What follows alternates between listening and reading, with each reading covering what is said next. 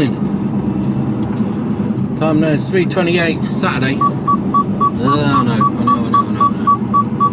300 feet, go right on the roundabout and take the third exit, Common Lane. Right. Turn left. Had to drop the trailer in there last night completely and drive out the other end of the yard. Go right on the roundabout and take the third exit, then turn left. And then obviously I had to hook up to the trailer this morning.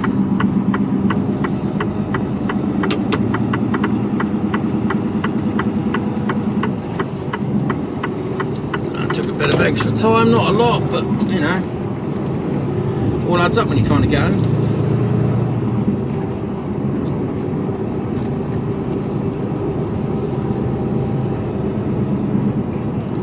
After a quarter of a mile, turn left, Wooden Lane, then cross the roundabout and take the second exit.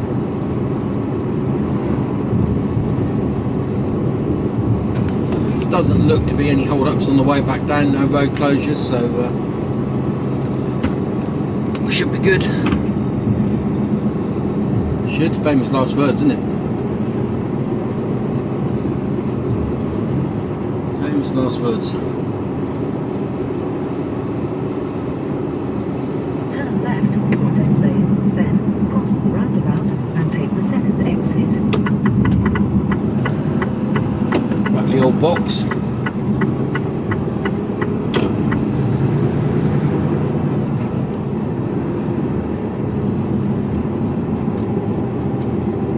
After 300 feet, cross the roundabout and take the second exit. Cross the roundabout and take the second exit.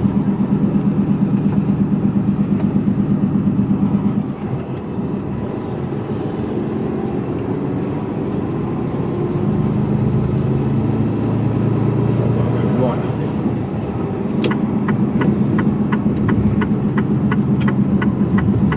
Otherwise I'm going the wrong way.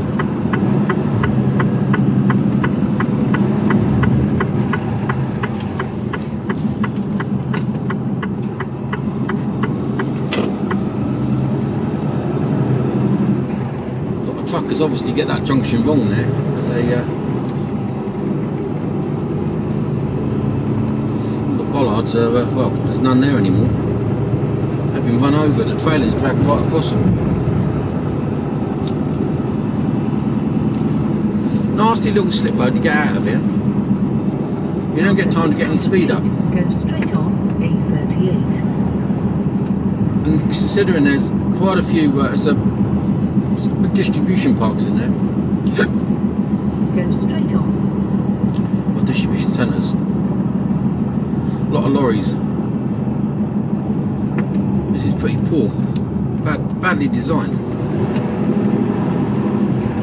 No, this is it. And they come hurtling down here during the day. This time of day it's no problem at all.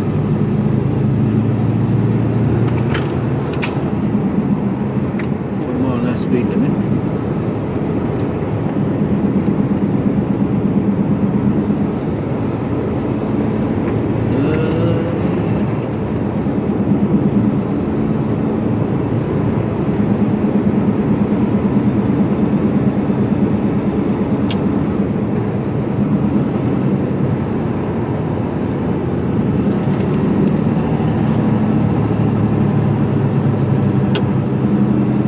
Go on, pick a speed. Let's stick to it.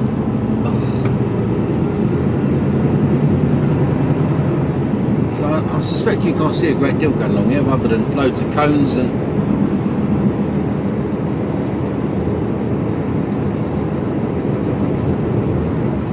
You might see a sunrise this morning, really going in the right direction, but I'm going to be fully caffeinated. Got about a 3 hour drive, 155 mile. 3.5 hours depending on traffic. Might have to stop for a wee. See how we get on. It's a dash for the cash this weekend.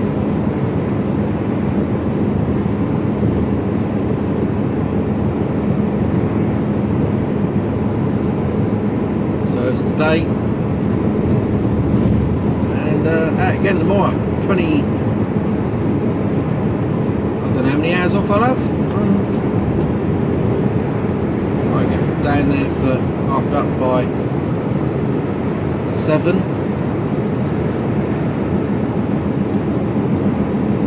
$26 hours off. And then up to Liverpool. But I'm meeting up with my old mate that I joined up with. Old Scouts from Liverpool. It's original, isn't it? No, he's we joined up the same day. We had went to our first posting together, and ended up in the last my last posting. He went on, ended up in Cyprus and Northern Ireland.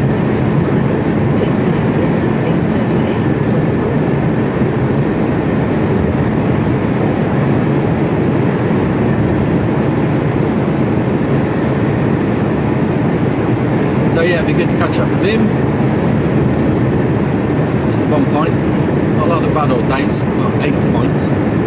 And worry about tomorrow. We've got to be sensible these days.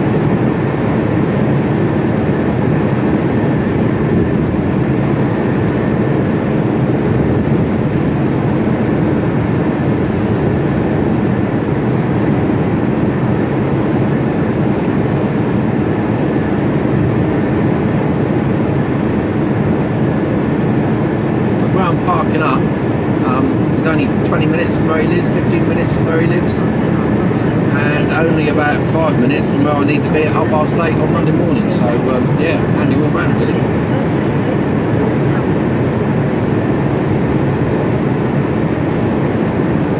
We're coming off here.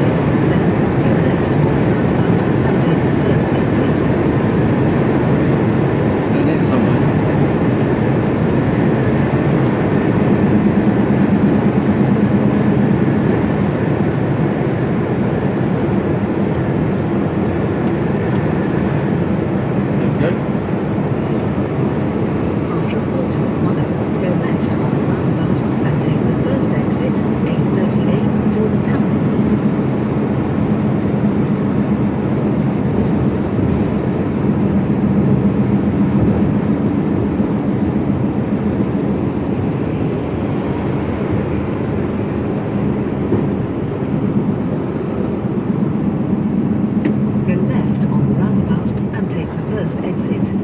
Goes on through this bit here.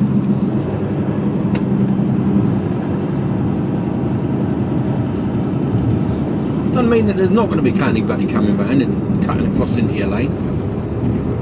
So don't take it blind. Still got to look. Right, I'll speak to you later when it's a bit lighter. Cheers. Hello. Tree down. Call out the surgeon. Right.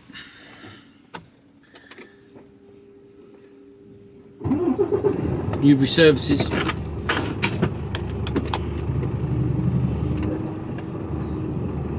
Had to stop and use the facilities, and I declined the Greg's.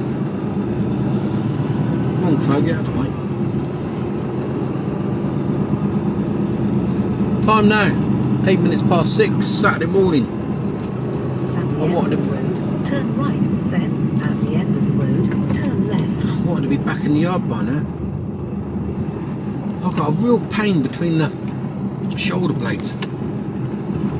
Killer.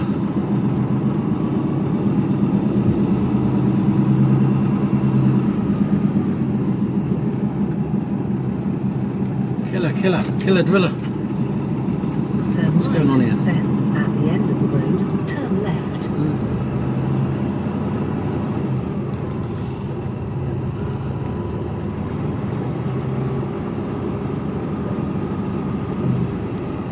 Turn left, then cross the roundabout and take the second exit.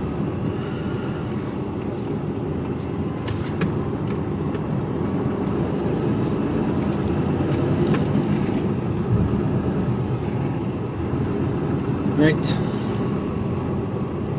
Cross the roundabout and take the second exit, A34, towards Newbury.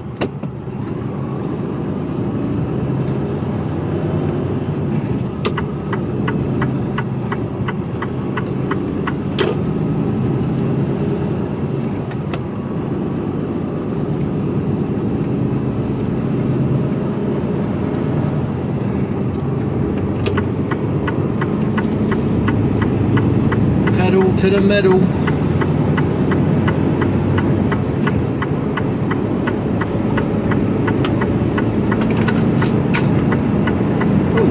Rain. What's all that? A34 towards Southampton for 20 miles. Sponge it all about.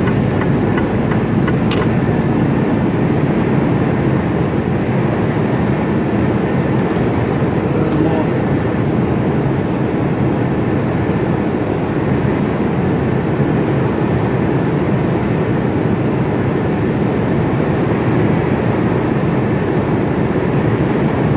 Some more painkillers. Ah, jeez.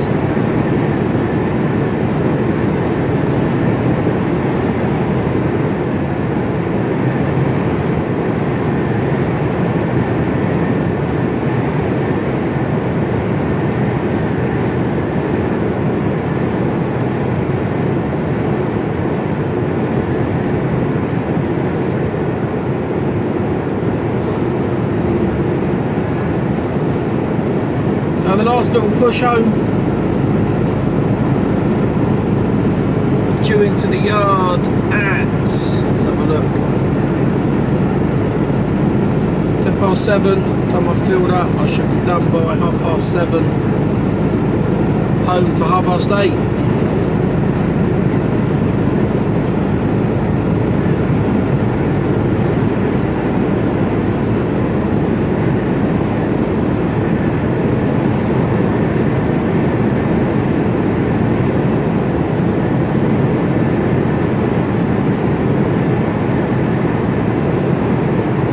Do you ever have that where you just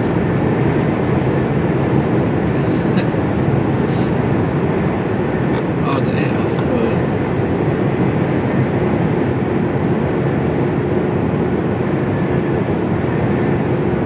I don't suppose I should. No, I'm gonna say it. It's not right of me, but you know, you have like friends on Facebook from all different parts of your life, don't you? You know, whether it's through somewhere you've worked, or you've known them all your life, you went to school with them, or you're just friends, or do you know what I mean? It's like from all different parts of your life, you gather these friends, don't you? And you know, life changes for all of us. And you know, people go marry, get divorced, get married, get divorced, get married, get divorced, a girlfriend, and you see someone's status come up and it goes in a relationship with, and you see the picture and you go, ooh.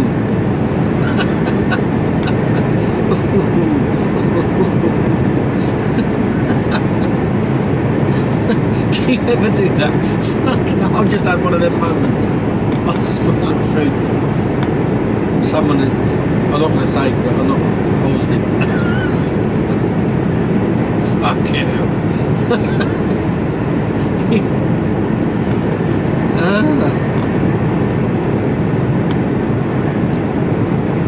Oh dear. Which brings me on to another subject quite nicely. Well, not quite nicely, but there was a tenuous link there. Very good friend of mine just split up.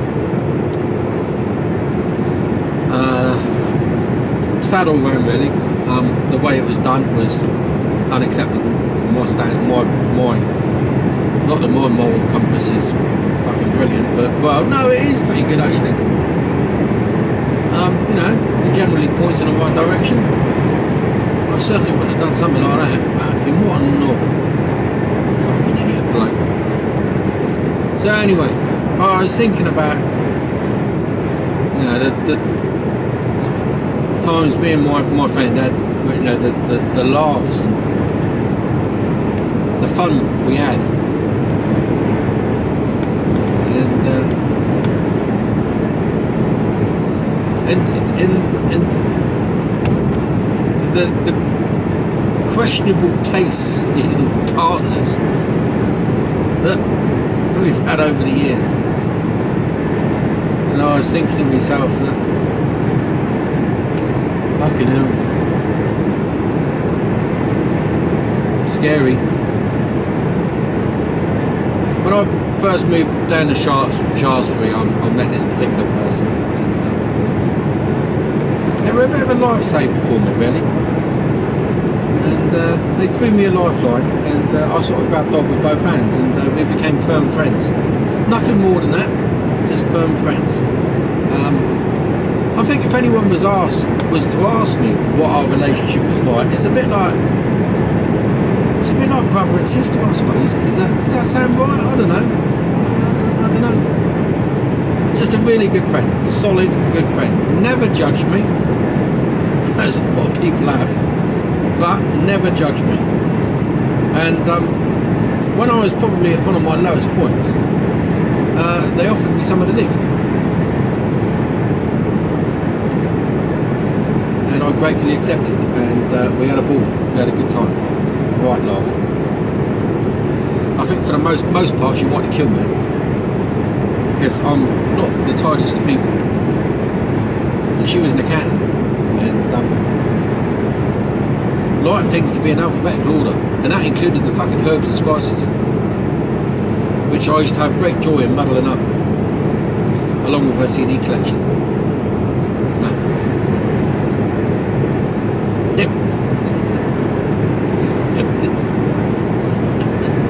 So it was always fun and games, but we used to get into some right drunken states. It was a good laugh. At that time, for a period of 3 or 4 years, I suppose, it was the social scene was unbelievable. It was fun, really good laugh, and it was just what I needed, just at the right time. And to say I misbehaved myself was a bit of an understatement. But even then, her taste in men was questionable.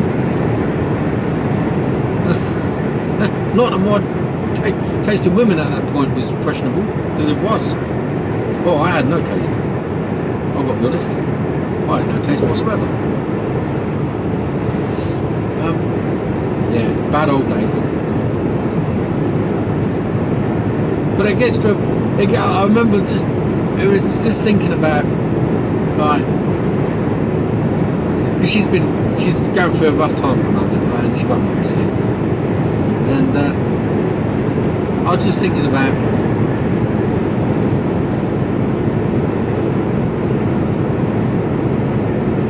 when I lived in her house, and I'd invariably fall asleep on the sofa. I remember one night, it was a drunken night, at a pub, come back, fall asleep. And it was one of those things where you go, and it used to be like, nothing would surprise me as to what happened. It was, really random things used to happen. Mad, bad and random. So I woke up, I need a coffee. So I staggered out to the kitchen. And in the hallway there's this big pair of cowboy boots. So I'm looking, I'm going, I'm scratching my head. Again, looking down at my feet, and I had no shoes on. I was fully clothed, but I didn't have any shoes on. And I thought to myself, oh God, how did I end up with a pair of cowboy boots? That was my first initial thought, because that was the sort of random things that went on. It's like, how did that happen? And I'm trying to wrap my brains, and I couldn't fathom out why there was a pair of cowboy boots, like, right in the middle of the hallway. It's like, oh no. Now I've got some explaining to do, thinking that I'm wearing some poor bloke's, I've conned some poor bloke out of his fucking cowboy boots. So anyway, I'll go back into the kitchen, make me coffee, go back and sit down. I'm sat there trying to wrap my brains out. Oh, look, then there's my shoes. And I thought, oh, maybe they're not then. Then it suddenly tweaked. Those aren't more cowboy boots.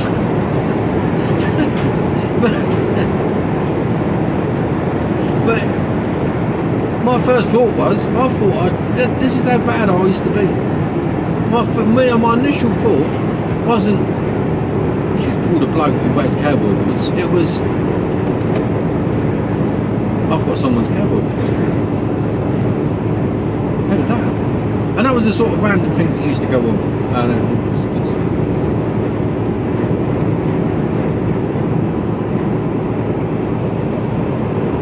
I won't mention his name either, but he was a really nice bloke. I got to know him. He was a nice lad.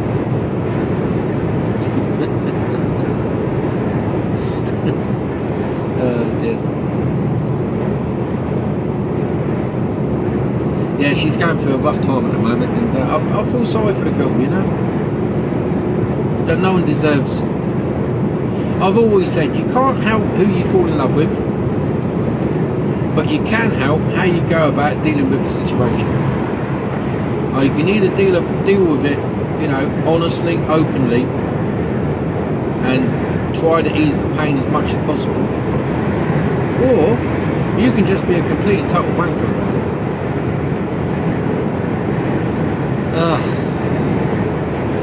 Terrible. So she's been in my thoughts a little bit this week, I must admit, purely because what he did was despicable, and is despicable. And then secondly, about all the laughs we used to have.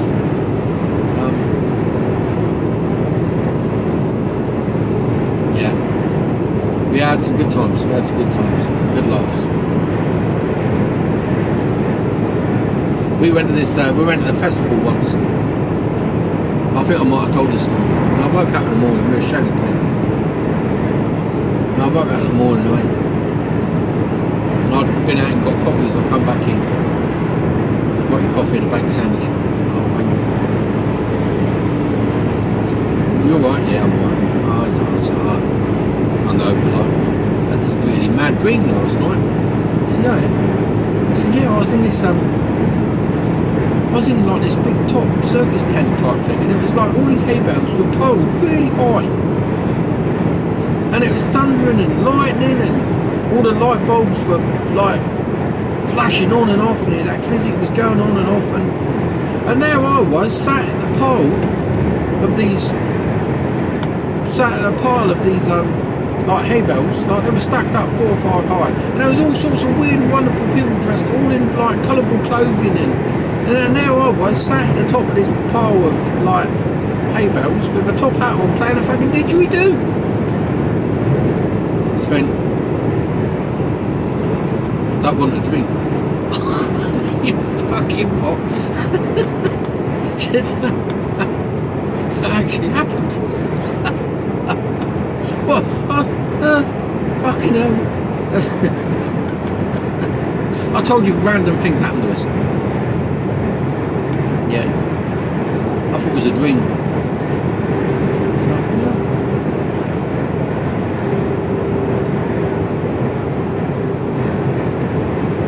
Bad old days. Bad old days. There's a group of us, there's about 4 or 5, 6 of us that we all used to hang around together and go out drinking and partying and doing odd things. It was just fun, you know. All of us were all single. None of us had a real care in the world. We were all earning, you know, decent money, and you know, we could just do whatever we wanted, whenever we wanted, and just party away. And it was good times. It was really, really fun times, and it was just what I needed, just at the right time for me, because I'd come out of being married up in Scotland and moved back down here with bugger all, and I was back on my feet, and I was enjoying life, you know. I was enjoying life after being miserable for a number of years, and struggling, and all of a sudden, well, not all of a sudden, but I moved back down here, and I got my shit together, and and was enjoying life. And yeah, we had some fun times, absolute fun times. You know, it could be, you know, there was one infamous night. We went down the pub. I think it was like a Tuesday night or something. Nothing happens on a Tuesday. So we were sat there. It was a summer's evening. We were sat in the pub. We were sat in the bar, and I think we were probably the only two in there. You know, it was really quiet. And our old landlord, old John, he was a good lad. Good lad. And we were sat there, and we had a pint, and it was like, well, we've got two choices now. We can either go home and that's it, watch a bit of telly or put a DVD on or something, or we can stay here and get absolutely slaughtered. Tuesday night. Both had work the next day. Well, let's stay here and get absolutely slaughtered. so we did. And he started drinking these cocktails. And one thing led to another. Before I know it, I'm waking up in the morning. I think I'd lost a shoe at this stage. Feeling very hungover. Sharon was too pissed to go to work. I was too pissed to go to work. It later transpired when we went back into the pub, like the next day or that night. I'd managed to demolish a hanging basket and a flower tub. I fell into it, grabbed hold of the hanging basket to steady myself and pulled that down. And then we went to another pub where I bounced in through the doors and took a cigarette machine clean off the wall. Carnage. Carnage.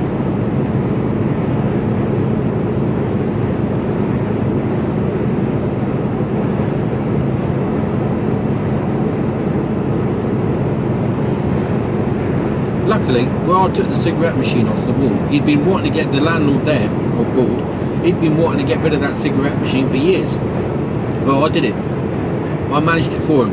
It did take a bit of plaster off the wall as well, because they were heavy old bits of kit, weren't they? Do you remember them where you used to, they were all like really, like, well, it was like a cigarette machine, wasn't it, you know?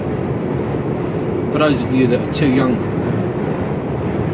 to remember, it was like the size of a big radiator bolted to the wall full of cigarettes, and you put your money in and you pulled a slot like a vending machine for cigarettes, and they were like big and chunky like. I took it clean off.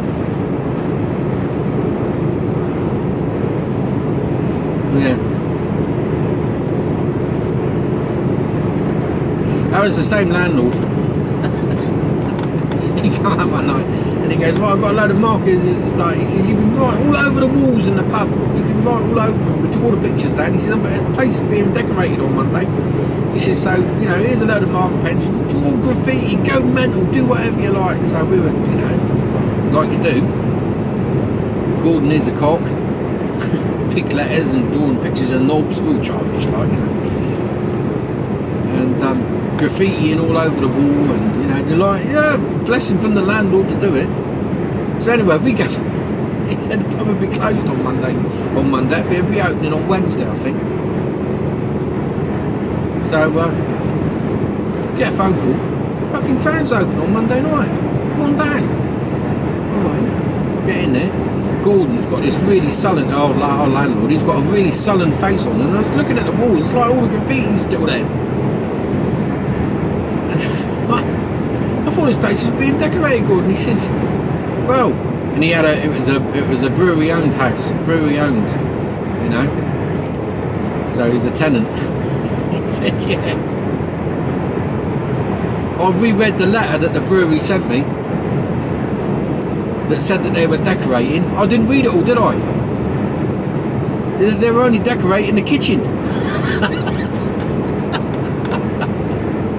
Oh, fucking hell. Luckily a couple of lads were painters and decorators, and they redid did the bar. But It wasn't even being done. Oh dear, that was funny.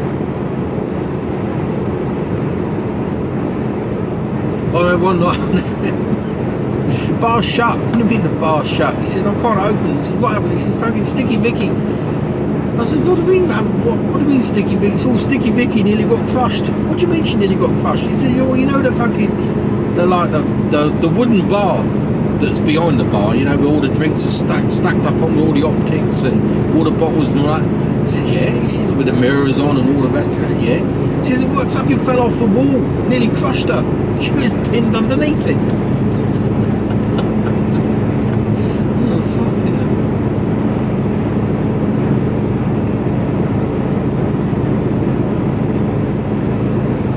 Oh, dear. Bad old days. And Sticky Vicky. He got crushed.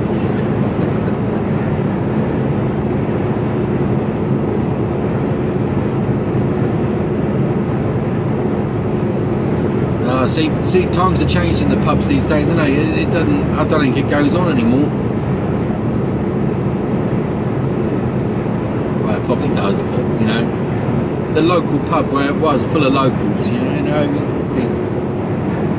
you always have your old boys in there having a drink. Paddy and Ron, but Ron's dead. There's always the stories coming out of the old boys, the old major being there, pissed in his trousers. And it was, you know, it was just, it was comforting in a way.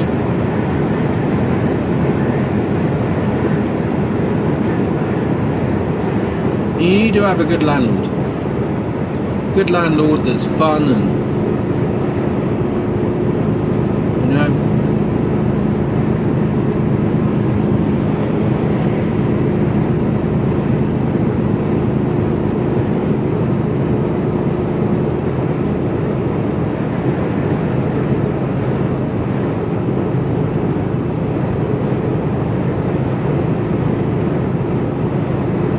we had some good times. I couldn't do it now though. Oh my word. We used to put some drink away.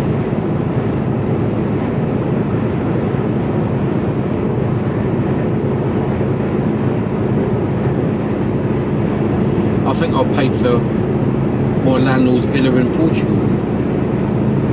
Personally.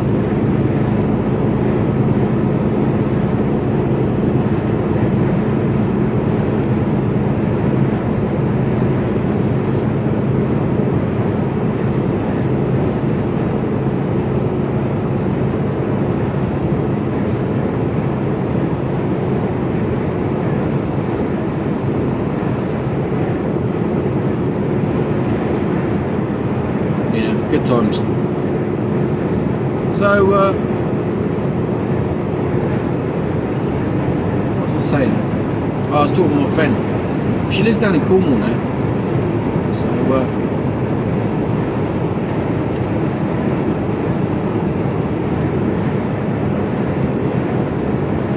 yeah, no one deserves that. That is a rotten. That is rotten. I'm not going to go into it because I don't need to, but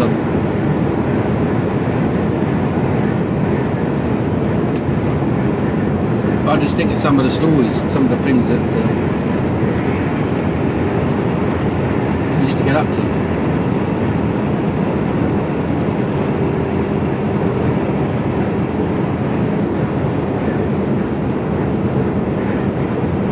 We did a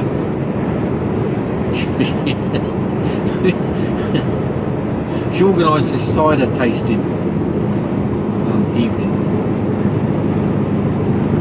which very quickly descended into chaos. And being the organised person that she is, she had loads of.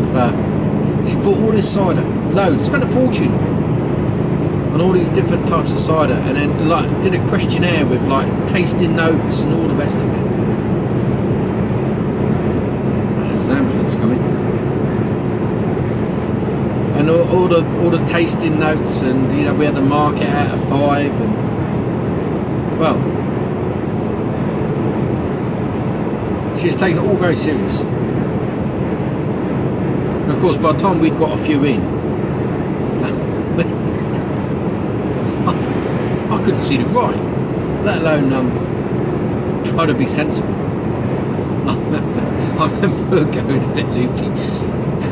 It might make me sat on the sofa, and we had, if you look, you know, like the plastic cups you get, you know, like the real crinkly ones that are throwaway disposable plastic cups. Well, if you lick the bottom, you stick them on your forehead. You can stick them on your forehead. So she'd gone out of the room to bring in the next few bottles of cider for us, and we were just sat there with those stuck on our heads. I don't know what she thought.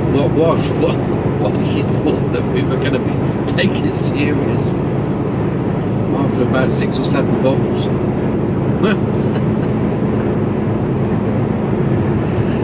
Dear. That was fun evening.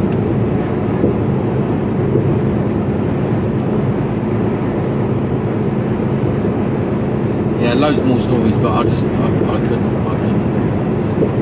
couldn't tell you. They're too incriminating. Too incriminating.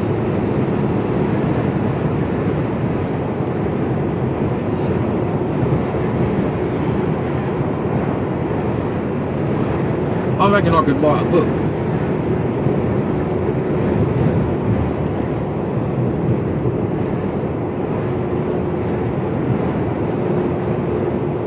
Yeah, I reckon I could write a book. I don't know who'd buy it, but I reckon I could write one.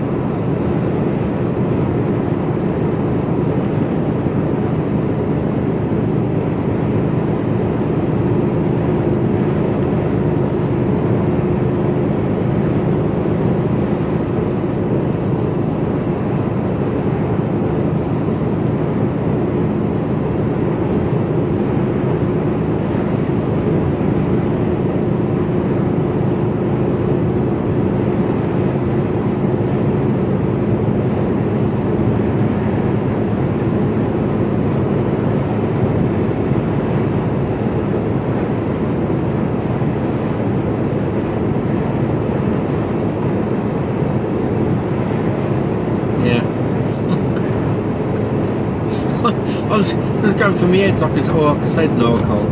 I could say no, that might incriminate them. I could say, oh no, that puts me into a bad light. Well, even more than usual. Oh no, can't tell you that one. No, definitely can't tell you that one. It's just.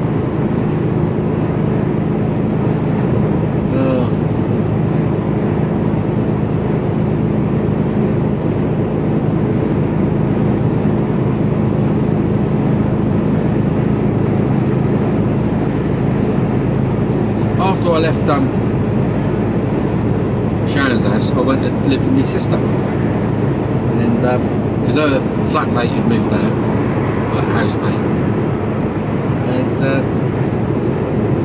she said, "Do you want to come and share them out with me in the house?" And it was a nice house, not that Sharon's wasn't a nice house, but it was a nice house. Sharon's house was actually bigger and nicer. But I thought, well, I've got to help my sister out.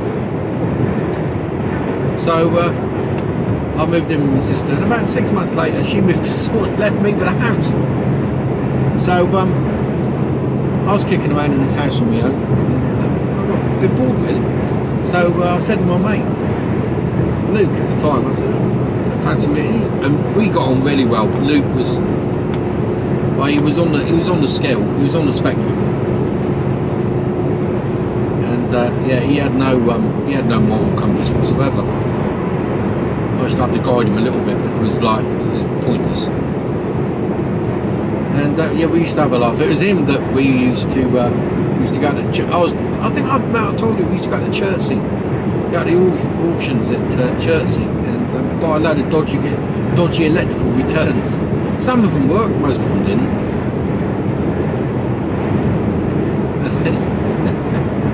I told you about the microwaves and our landlord. Oh. If not, and you haven't seen that video, well, I'll tell you now. We used to buy these electrical, and we bought a load of microwaves, and they were really nice, big Panasonic microwaves. Looked at business, stainless steel, nice, looked really nice. Plugged them all in, oh, fired up, all right, yeah, looked fine, absolutely perfect. You know, in the boxes, everything. Excellent. So our landlord was buying another pub. So he said, I'm after some microwaves, we've got just a fucking job for you there. So, we took his old ones away for him, threw them out. They were big commercial ones, and put them up in our lockup, and put these new ones in there. Perfect little business, 3 of them. So anyway, that was the day of the opening of the restaurant. So went down there and we said, we'll come down and have a meal then. So I had fish, I remember it distinctly, I had fish, chips and peas, and the fish and chips were absolutely spot on, really nice. They had a good chef in it. Well, it's a good chef, she was mental Nikki. And but the peas were stone cold. Our landlord comes over, Gordy goes, is the food alright in? I said, yeah, peas are fucking cold. He said, cold? I said, yeah, it's fucking stone cold. Yeah. Goes out of the kitchen, comes back in. He goes, you know why they're stone cold? I don't know. It's that fucking microwave I bought off of you, done work. Oh. Fuck. Not only that, neither did the other 2. So they fired up, but they didn't actually fucking do anything. Oh, fucking hell. We had to then go up, get the old manky ones out of the fucking lockup, take them back down the pub and give him his money back. Fucking hell. Yeah. We sold this ice cube maker to a mate. He phoned us up and said, it ain't doing anything. Oh, we've got to leave it overnight. You've got to let it, you've got to let it, it takes a little while to make ice cubes. Can't expect them like instant, it takes a little while. After you come down in the morning, it fucking leaked down, the whole lot of the fucking leaked out. It was like 5 litres of water fucking all across his kitchen worktops.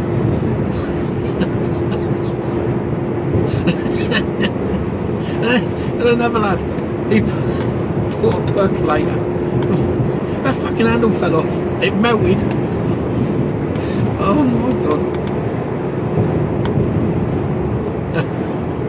It's just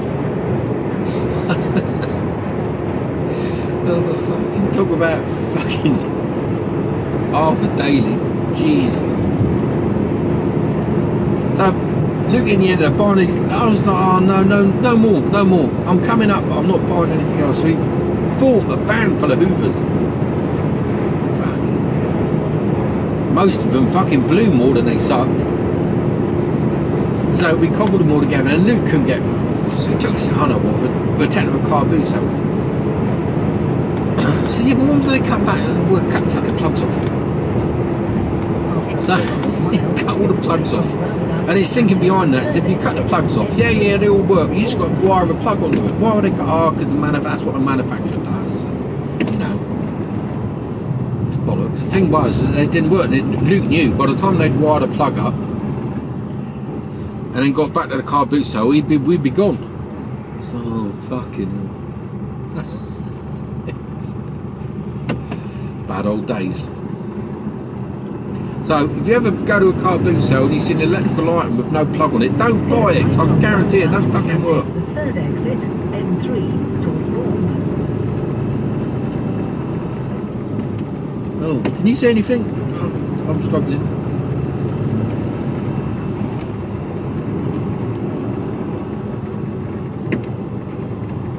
Just follow that truck, you'll be alright.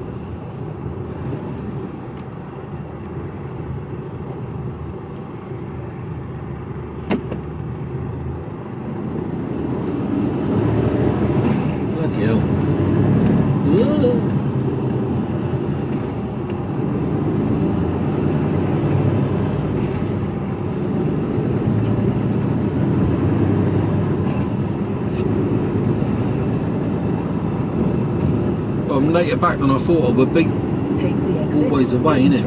Then take the motorway.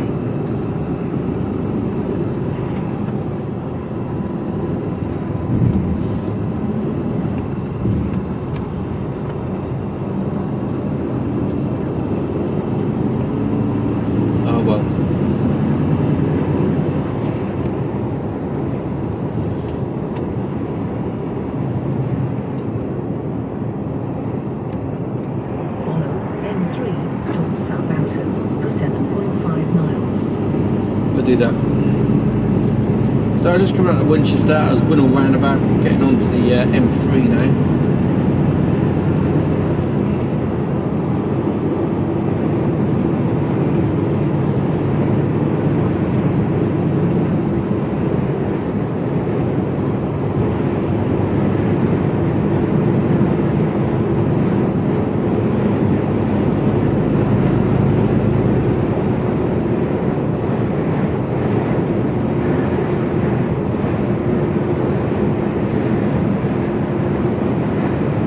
JCB's getting ready for export, look, ahead of us.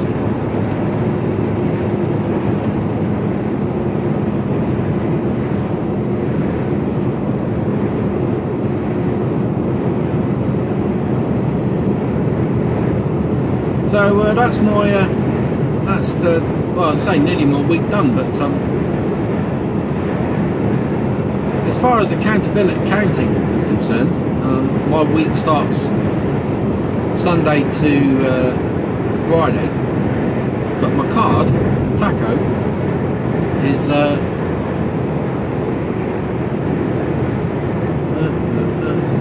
Monday to Sunday. So everything I do at the moment is still on for the week. So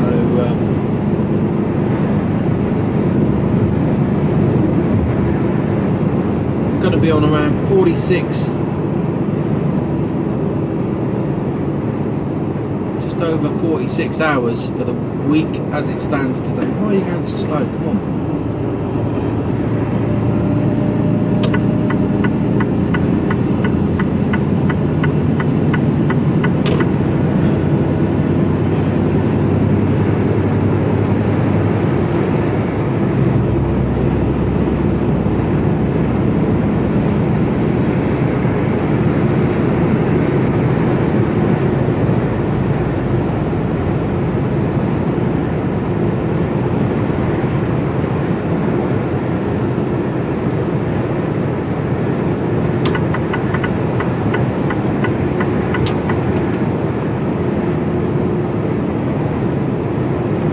Yeah, so 46 hours at the moment, or will be just over 46.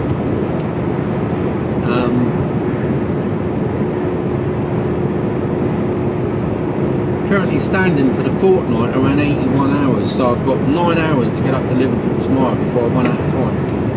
So yeah, that's easily doable. It should only take me about 6-7 hours to get up there tomorrow, so that's okay. And then obviously next week is going to be a bit tight because I'll be already on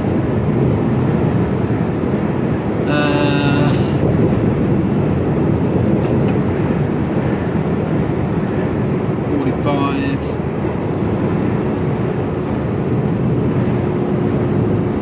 Yeah, I'll be close to 52, 53 hours tomorrow, something like that, I suspect.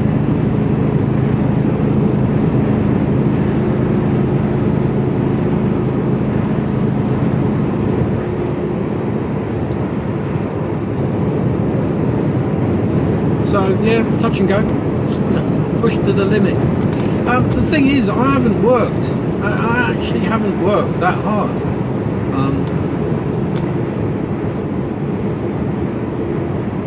I've still got 2 10-hour days left, and I didn't use either of my 10s, so I didn't go over my time at all. And I've still got a 9-hour duty spare, a 9-hour reduced spare. So just drive time, a lot of driving.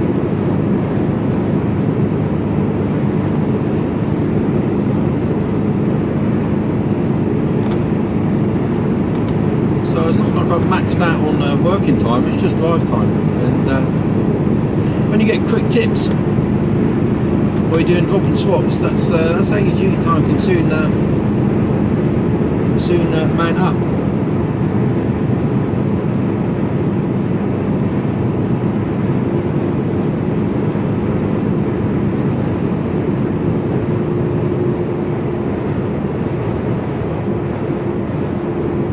Painkillers kicked in, all feeling better.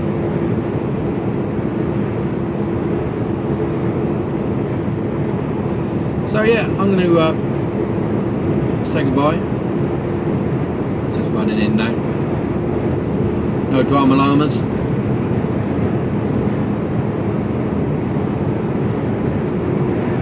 No hold ups to speak of.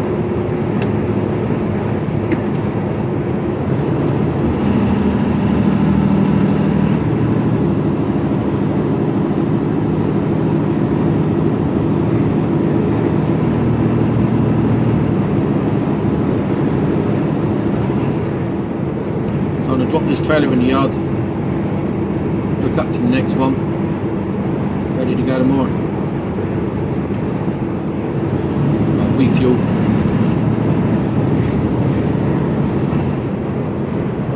And that'll be me, head home. I think we're going out for lunch today. A little snooze this afternoon. I don't think we've got too many things planned.